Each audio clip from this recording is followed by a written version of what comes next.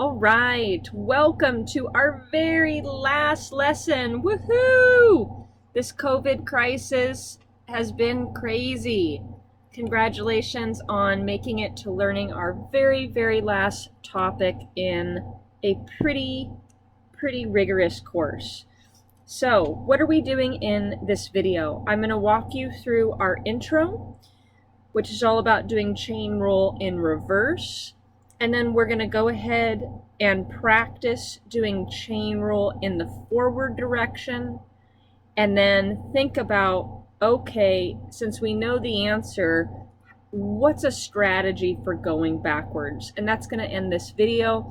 If you want to just jump to example 1, that'll be in the very next video. All right, so looking back, in the very last lesson, we learned the fundamental theorem of calculus. It has 2 parts. Part 1 says that differentiation and integration are inverses of each other. Pretty cool. They do and undo each other. The second part gives us a very slick way for evaluating definite integrals. Instead of having to come up with a limit of a Riemann sum, which is a bit of a nightmare, if we can come up with an antiderivative function, big F, then it turns out that this complicated total, which could be a total of all sorts of things in your Calc 2, but for us right now it's a complicated area between the curve F and the x-axis, bound by the vertical lines x is A and x is B. That area is the exact same number as this length, where big F is an antiderivative of little f, meaning if you take the derivative of the antiderivative, you go ahead and get that original function back. This is delightful, and it motivates us. In Calc 2, you have a bunch of different applications that you're interested in when you're trying to come up with complicated totals, not just complicated areas. It motivates us for why, like taking this infinite limit is yucky. If we could come up with big F, if we could come up with an antiderivative, that helps me so much. So in this lesson, we are learning our very first integration technique, and it is called U substitution. U substitution is really just doing chain rule backwards. Right? On our exam, on our final, you will have not the hardest U sub problems, because I know you only have 2 weeks to practice this technique, but over the summer in preparation for your Calc 2 class, you want to practice the heck out of this technique because your Calc 2 class is probably going to hit the ground running, and you might be expected to already have a certain level of fluency with this technique, even though you had all of summer off. Okay? So in this lesson, we are going to use this technique. We're going to use U substitution, both for our indefinite and definite integrals. Remember, your indefinite integrals, those don't have the numbers up here. What are they all about? They're about finding the family of functions whose derivative is the function that they're showing you right here. Whereas definite integrals are about finding a complicated total. For example, finding the area between the curve F and the x-axis, bound by the vertical lines x is A and x is B. All right? So let's go ahead and do chain rule in the forward direction, taking a derivative, and then think about, how do we do this backwards? What kind of strategy or methodology could we come up with to help ourselves go backwards? So first, differentiate. Y is equal to e to the 5x squared minus 1. Some of you might be just jumping into that, but let's try to remember how we scaffolded this when we first learned chain rule. We really wished that this was y is equal to e to the x, but it's not y is equal to this e to the x, e to that identity. It's e to some function of x.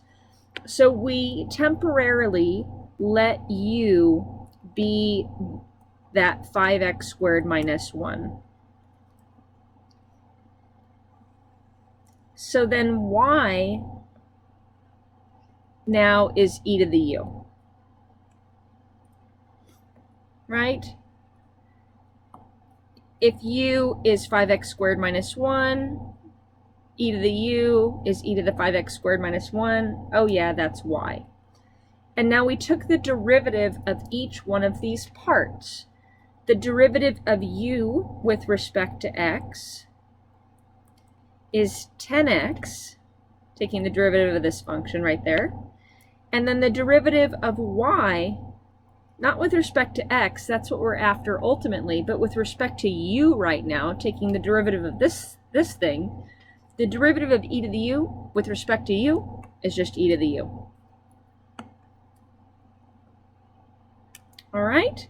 So then we said, okay, so then y prime,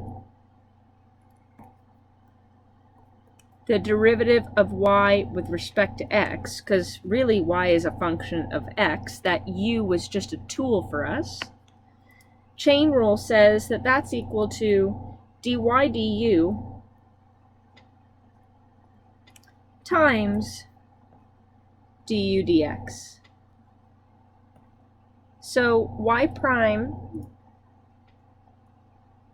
we'll just write y prime. Y prime is dy du, that's e to the u, times du dx, well du dx is 10x. And then we said to ourselves, okay, that u substitution was just a tool, right? I want to back sub, here we have it, y prime is not e to the u. What's u? U is 5x squared minus 1 times the derivative of that times 10x. And done, right? Now, order doesn't matter in multiplication, and maybe this reads a little bit nicer. 10x times e to the 5x squared minus 1. All right? Done. So, since the derivative of e to the 5x squared minus 1 is equal to, well, we just did that work, it's equal to 10x times e to the 5x squared minus 1, then the general antiderivative of this function,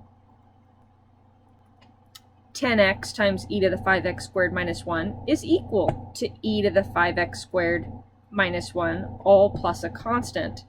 Equivalently, the indefinite integral, if you integrate 10x times e to the 5x squared minus 1, you will get e to the 5x squared minus 1 plus c. Okay?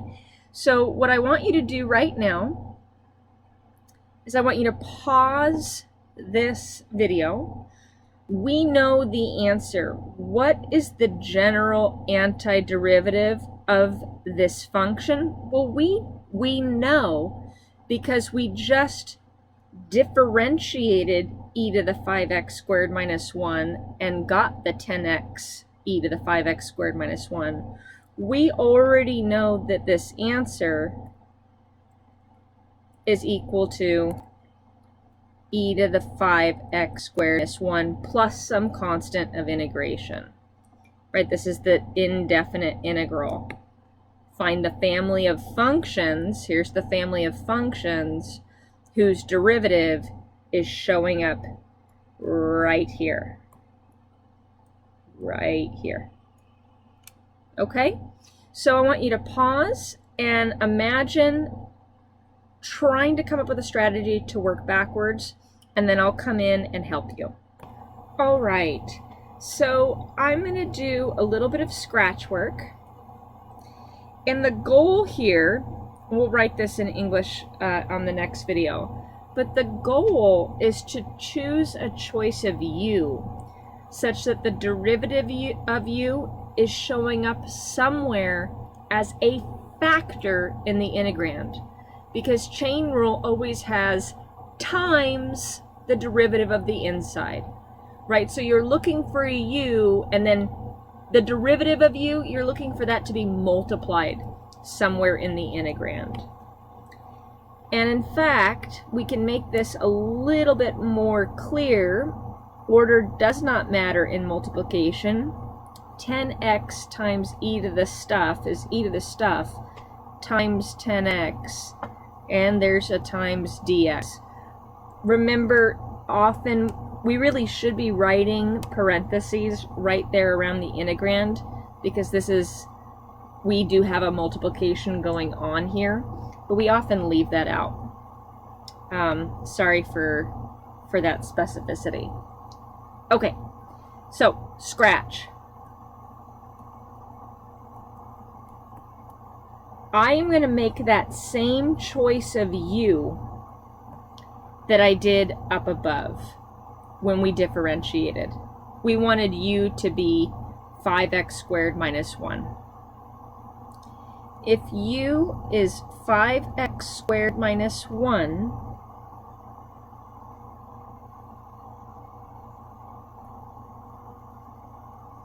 then the derivative of u with respect to x is our 10x plus 0, is just 10x. Equivalently,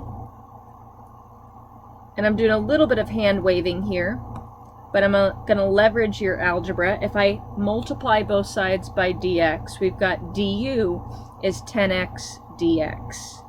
Lo and behold, I have a 10x dx right here in my integrand. If I make these substitutions, which is why this is called u sub,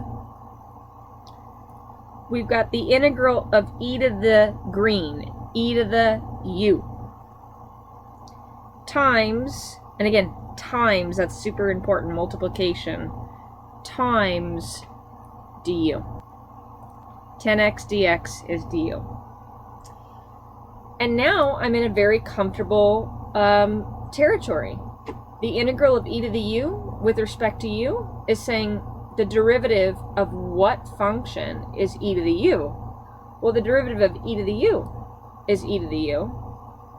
Moreover, the derivative of e to the u plus any constant is e to the u. It's a u. All right? But remember that u is just a tool. What we need to do now is we need to back substitute. What the heck is u? U is 5x squared minus 1. Right? And then plus RC.